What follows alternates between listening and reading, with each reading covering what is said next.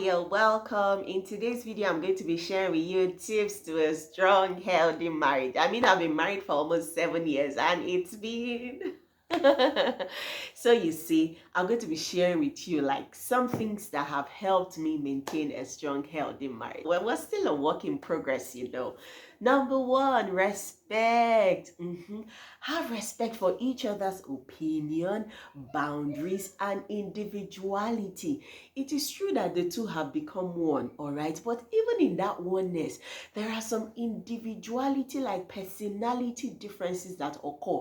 Have respect for it. Your partner has a particular boundary. Maybe he likes to, he likes his space at a certain time, or he likes to keep his things like this. Don't just carry yourself and scatter the thing or barge into his space at those times when he just wants to be alone, just because, you people are now husband and wife. Respect that. When you show your partner, male or female, respect in those areas, it helps to create a strong, healthy marriage. Number two, give priority to spending quality time together to nurture your connection. See, anything that you want to actually grow, you must give it time.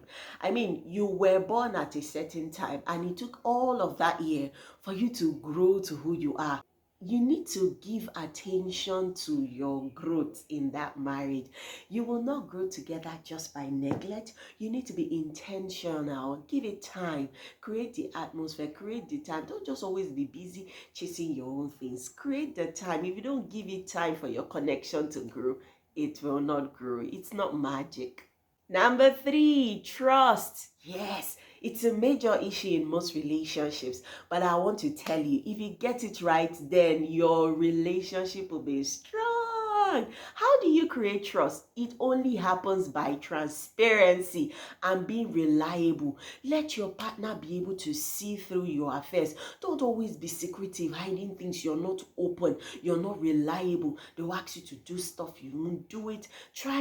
Nobody's perfect. Yes, I agree. But even when you're not able to do what you were asked to do, you can apologize and then make effort to be intentional about doing things that are left in your care. It's important that you're transparent, you're open, you're not always locking phone, locking this. Even if you have to lock it, let them have access to all. Don't always be hiding things, locking up, locking this, locking that. How can somebody trust you if everything about you is hidden?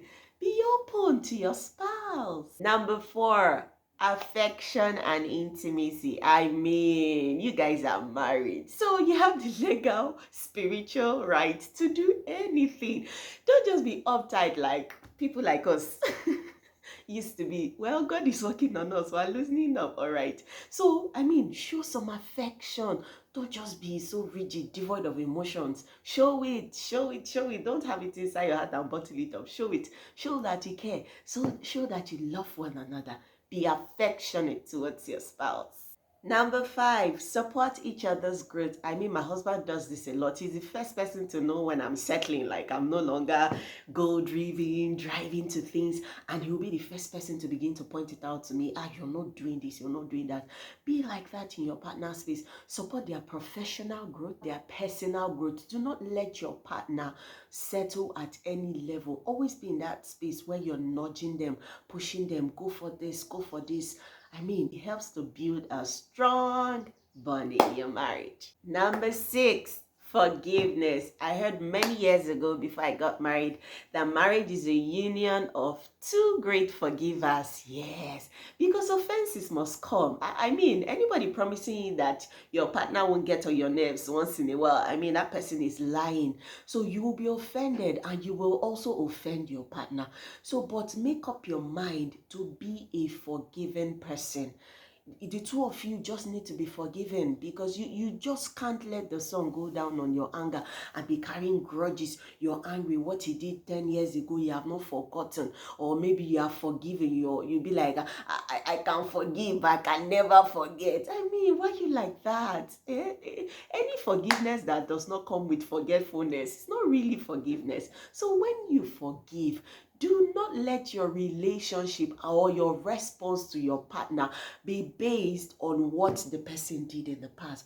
Forgive and forget, forgive and clean, and give a clean slate, all right? I'm not saying suffer from amnesia, but I'm just saying don't deal with your spouse based on what happened in the past. I mean, this is a new day.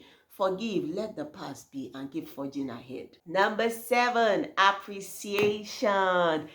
Express gratitude for each other's qualities and efforts regularly. I mean, there is nothing else that can build a healthy, strong marital relationship than this.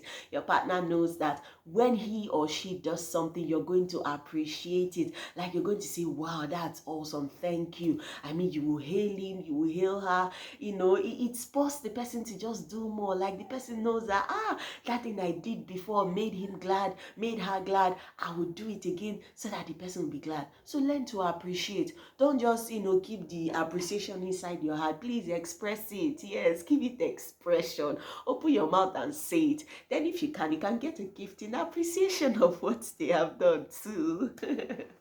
Number 8, education. It is so important.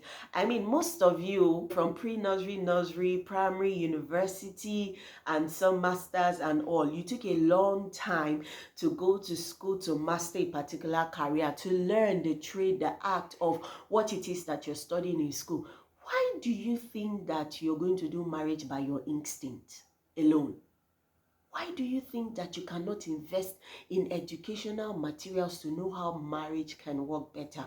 I mean, attend seminars, grow. Don't just stick with what you're seeing around. That's the only way marriage should work.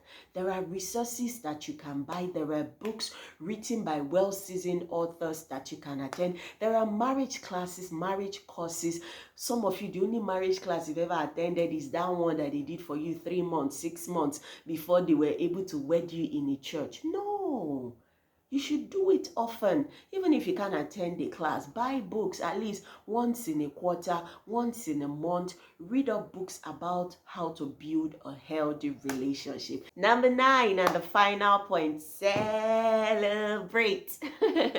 Celebrate important milestones in your lives. Yes, celebration has a way of creating a positive atmosphere in the home. Celebrate, even if they are not big milestones, they may be small, but just celebrate it, identify it. When you do that, it's like a joyful moment. Everybody's happy. I mean, you scarcely see people who are frowning, moody in a place of celebration. So when you celebrate, it's like everybody is lifted and everyone is happy. So now you know some tips to help you build a healthy, strong marital relationship. Do me a favor, subscribe to my channel. The second favor, share to everyone that you know. I mean, a lot of people are heading down to divorce. You don't want to contribute to that by not sharing this video. Share. It will save someone around you. Thank you.